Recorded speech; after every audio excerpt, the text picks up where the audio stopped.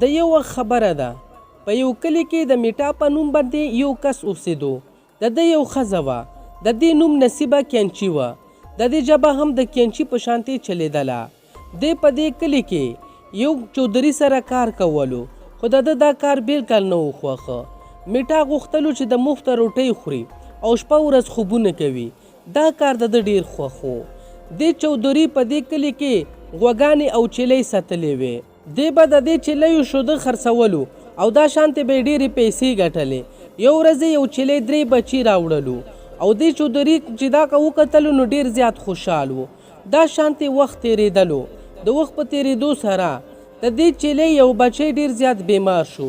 میټا چې کله دا وکتلو چې د دې بچي په وجه باندې نور هم بیماریږي، نو دا راغلو خپل مالک ته یې وویل: مالک، یو بچی بیمار ده، د هغې په وجه باندې نور بچي هم بیمارېدی شي. نه داسې نه دي کول پکار. د دې په وجه باندې به نور بچیو ته بیماري ولګېږي. ته داسې کار وکړه، دا بچی دلته نه یوسه او چېرته لرې یو ځنګل کې پرېږده، داسې نه چې نور کار خراب شي. میټا دکه د چیلې بچی اوچت کړي او دلته نه یوسي او په یو ځنګل کې یې پرېږدي او دی بیا دلته نه واپس لاړ شي. خو په دې ځنګل کې د بیټو په نوم باندې یو کس و، کم چې د لرګو کاروبار کولو. دی دلته لرګي کټ کوي چې دې ته یکدم د چیلي بچي اواز په تر غوږونو شي او دا ورپسې روان شي دلته نه. چې کله دا غځې ته ورسیږي چې وویني نو دلته کې د چیلې بچی پروت وي. هاي هاي، دا بې ګناه بچی دلته چا پرېښودی دی؟ بیټو دکه بچی اوچت کی او دلته نه کور ته لاړ شي او خپلې مور ته دغه ټوله کیسه وکړي. د ده مور هم په دې بچي باندې ډېر زیات رحم راشي، خو بیټو ته ووایي: دا خبره ستا ټیک ده بچی، خو مونږ په خپله ډېر زیات مشکل کې یو. مونږ به دا څنګه ساتو؟ داسې نه وي چې نور بیمار شي. دا مورجانې، دا زه اوس واپس هلته نه شم وړلی. ته فکر مه کوه، الله به خیر کړي. چې الله پاک خوښه وي نو دا به واپس ټیک شي. او رزق ورکولو وعده هم الله پاک ورکړې ده. مونږ به د ده خیال ساتو. هم بیټو، دا بچی ماته ډېر زیات خوښ شولو. زه به د ده ډېر زیات خیال ساتم. سمه ده بچی، ته مه خفه کېږه، مونږ به د ده ښه خیال ساتو. چې لږ وخت تیر شي نو دغه د چیلې بچی بالکل ټیک ټاک شي. بیټو او د ده مور د ده ډېر زیات خیال ساتي، د له ښه خوراک ورکوي. چې نور وخت هم لږ تیر شي نو دغه بچی بیا پی ورکول شروع کړي. بیټو او د ده مور ډېر زیات خوشحاله وي. بچی ماشاءالله، زمونږ چیلې اوس ډېرې زیاتې شیدې ورکوي. دغه شانتې زمونږ په لږو پیو باندې هم ګزاره کېږي او دغه پی ډېرې زیاتې ښې پی دي. ته داسې کار کوه چې دغه پی خرڅوه او په دې باندې به زمونږ ګزاره کېږي. داسې به ته د لرګو کاروبار نه هم خلاص شي. مورجانې، ستا خبره بالکل ټیک ده. نن نه پس به زه د دې چیلې پی خرڅوم او داسې به مونږ ګزاره روانوو.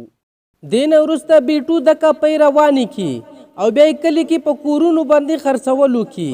ماښام نه وړاندې ټولې پی خرڅې کړي او دا بیا خپل کور ته راشي. مور ته بیا ټولې پیسې ورکړي. مور یې ډېره زیاته خوشحاله شي او دله ډېرې دعاګانې ورکړي. خو چې کله بله ورځ شي، بیټو چې کله دې چیلۍ نه پی وباسي نو د کلي خلک دلته راورسېږي. بیټو ته ووایي: بیټو، ټولو نه مخکې ماله پی راکړه، ځکه چې زه ټولو نه وړاندې راغلی یم. نه اول به ماله راکوي او زه به تاله ډېرې پیسې هم درکوم، ځکه د ستا چیلې پی زما ډېرې زیاتې خوښې دي. ای رونو، تاسو ټولو ته به په لمبر باندې میلویږي. خفه کېږئ مه، زما چیلۍ کې ډېرې تازه او ښې پی شته دي. دا شانتې په ټول کلي کې د بیټو د چیلۍ پیو چارچي وي. بیټو دکه پی خرڅوي او ډېرې پیسې وګټي او دې پیسو نه دې چیلۍ دپاره یو ښایسته شانتې ځای هم جوړ کړي. دې ته رنګ په رنګ خوراکونه ورکوي او تازه ګیا هم ورکوي. د دې خبرې مشورتونه وروسته میټا ته پته ولګېږي دا راشي خپل چودري ته دکه کیسه وکړي. نو چودري ډېر زیات غوسه شي. ها، نو دا وجه ده د څو ورځو نه زما کاروبار خراب ده چې دا خلک ځي دکه پی بیټو نه الي. میټا ته ورشه پته وکړه چې دې سره خیر داسې کومه چیلۍ ده چې دا خلک یې دونه خوښوي او دونه ډېرې پی ورکوي. سمه ده مالک، ته خفه کېږه مه، زه ورځم اوس یې پته لګوم. دې نه وروسته میټا دلته نه لاړ شي، د بیټو کور ته راشي. چې دلته کله دکه چیلۍ وویني نو ډېر زیات حیران شي. چې دا اکا چیلې وه څو میاشتې وړاندې ده په ځنګل کې پرېښودې وه. میټا راشي چودري ته دکه خبرې وکړي نو چودري هم ډېر زیات حیران شي. فوراً دلته نه د بیټو کور ته روان شي او چې کله د بیټو کور ته ورسیږي چې وویني دلته کې دکه چیلې ولاړه وي نو دوی ډېر زیات حیران شي او بیا بیټو ته ووایي بیټو مونږ ته خپله چیلې په کار ده. تا ته پته نشته دا چیلې زما د چیلې بچی وه. دا میټا زما په وینا باندې وړې وه ځنګل کې پرېښودې وه کومه چې اوس تا ته میلاو شوه. چودري صاحب تا دکه بېګناه چیلې ځنګل کې ځناورو دپاره پرېښودې وه کومه چې ما ته میلاو شوله. ما د دې پالنه وکړله رلویه مې کړله او اوس ته راځې ما نه یې غواړې دا زه تاله واپس نشم درکولی. بیټو زه به تاله د دې 100,000 روپۍ درکم. ای د غټې خېټې چیښتنه دغه چودري صاحب خبره ومنه په دې کې ستا پیدا ده.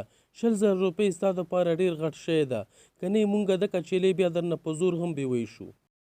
نه زه دې چیلې سره ډېره مینه کوم. دا زه په هیچا باندې نه خرڅوم او ما نه بغیر څوک د دې خیال هم نشي ساتلی. ته د دې خبرې پروا مه کوه مونږ به د ده ډېر ښه خیال ساتو. ته به 100,000 روپۍ واخله او دا چیلې زمونږ په حوالې که. نه زه دا هغه چیلې تاسو ته نشم درکولی. دا زما چیلې ده او زه د ده خیال ساتم. تاسو مهرباني وکړئ دلته نه لاړ شئ.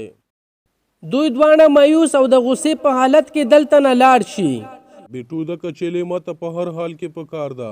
غلا کوي او که هر څه کوي خامخا یې تېراوله که نه زما کاروبار به خراب شي تباه به شي. مالک ته غم مه کوه زه به سبا پورې انشاءالله تا ته دکه چیلې دلته کې حاضره کړم.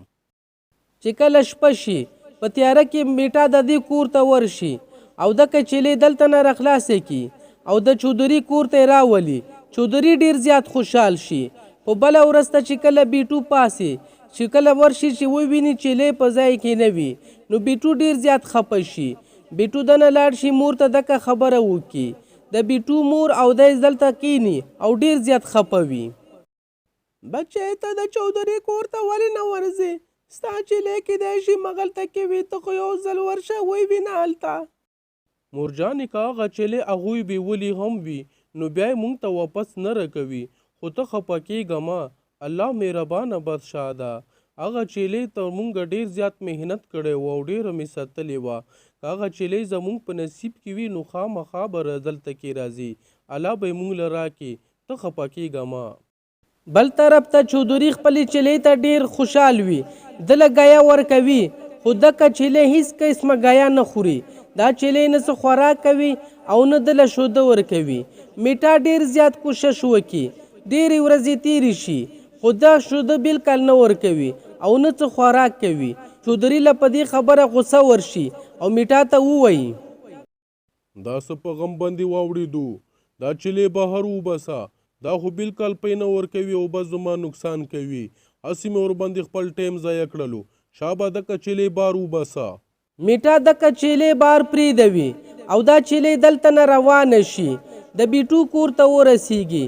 د بیټو کور کې بیټو او د ده مور ډېر زیات خفه وي د دې چیلې په باره کې سوچ کوي خو په دونه وخت کې دکه چیلې دلته راشي. بیټو چې کله دکه چیلې وویني نو ډېر زیات خوشحال شي. دوی دواړه د دې چیلې خیال شروع کړي. وګوره زمونږ چیلې څومره کمزورې شوې ده. داسې ښکاري چې هغې د دې چیلې بالکل خیال نه ساتلو. دوی چې کله دې چیلې ته ګیا ورکوي نو دا چیلې بیا ګیا خوراک شروع کړي. دا شانتې دوی ډېر زیات خوشحال شي. لږ وخت تیر شي نو دا چیلې بیا صحتمنه شي او بیا دوی ته خپل شوده وباسي. که زمونږ ویډیو ستاسو خوښه وي ویډیو لایک کړئ او چینل سبسکرایب کړئ. مننه.